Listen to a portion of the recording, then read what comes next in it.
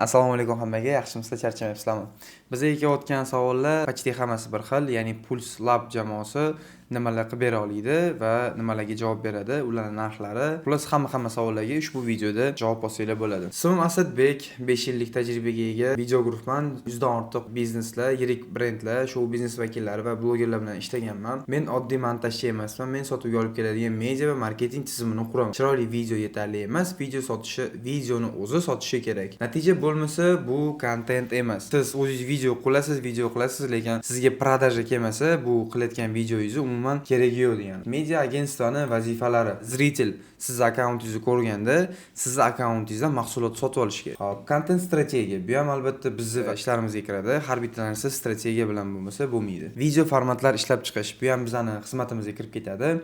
Ya'ni sizga birinchi bo'lib yo'nalish qilib olamiz. Prikol yo'nalishmi yoki seriozniroq yo'nalishmi. Undan keyin vizual stil. Bir xil stilda bo'lishi kerak, chunki zritellar xayoli chalg'amasligi uchun. O'zingizga ham chiroyli ko'rinadi bir xil vizualda bo'lsa. Stories orqali ishonch qurish. Bu qanaqa bo'ladi? Shaxsan o'zingiz ham storieslarni ko'rayotganda birinchi bo'lib o'zingiz tanishlaringizni ko'rasiz, undan keyin blogerlarni, sizni eng yomon ko'rgan odamingiz istoriyalarning eng oxirida chiqib turadi.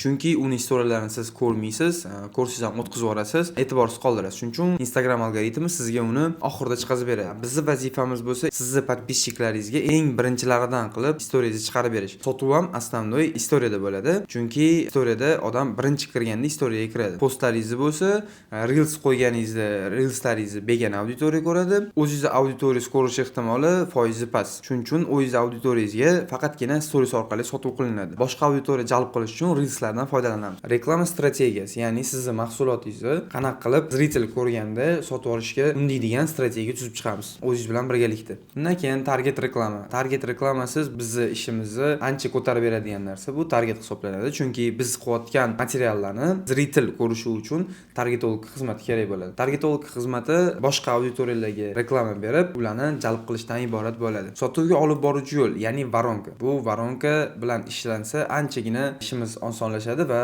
hisob-kitoblar ko'zingiz oldida ko'rinib turadi. Ya'ni nechta odam ko'rdi? Ko'rgan odamlardan nechta odamni qiziqish bildirdi va qiziqish bildirganlardan nechta odam sotib oldi? Shunga o'xshagan sistema. Hammasi bitta jamoa ichida. Ya'ni siz qidirib o'tirmaysiz. Dizayner, videograf, SMMshik, har bitta odamni bitta qidirib o'tirmaysiz. Hammasi mana shu Pulse Lab mediasining ichida. Instagramda biznesni rivojlantirish strukturasi. Birinchi bosqichda e'tibor. Reels orqali auditoriya yig'ish. Bu eng glavnisi. Hozir birinchi bosqichimizda Reels orqali auditoriya yig'ishimiz kerak sizga. Ya'ni ko'rganman, Sharxonda Instagram akkauntini rivojlantirayotganlar juda ham kam. Shuning uchun biz birinchi bo'lib Reels orqali auditoriyani yig'ib olishimiz kerak. Undan keyin qilinadigan ikkinchi bosqich bu ishonch. Ya'ni o'sha odamni Reels orqali kirgan odamni ishonchi. Ishonch bo'lmasa, prodaja bo'lmaydi. Ishonchni qanaqa qilib oshiramiz? Через stories, jarayonlar, natijalar, jonli kontent. Stories deganda kamida har kuni 5 ta 6 tadan istoriya bo'lishi kerak. Jarayonlarni qo'yib boriladi, natijalar qo'yib boriladi, jonli kontentlar qo'yib boriladi. Avtomatik bu yerda ishonch hosil qilinadi. Uchinchi bosqich bu taklif. Auditoriya kirgan, bizda auditoriya bor. Stories, jarayonlar va natija, jonli kontent orqali biz auditoriyaning ishonchini egalladik. Bizda tayyor auditoriya bor va u auditoriya uchun biz taklif bilan chiqishimiz kerak. Uje mahsulotni sotishimiz kerak. Shu joyda 3-bosqichga yetib kelamiz va 3-bosqichda biz profil ichida aniq xizmat, ya'ni bizning akkauntimizni ichida ular uchun aniq xizmat yoki mahsulot bo'ladi. Aniq pozitsiya. Mijoz uchun tushunarli foyda. Mijoz sizdan sotib olishi uchun nimaga aynan sizdan sotib olishi kerak? Nimaga yoki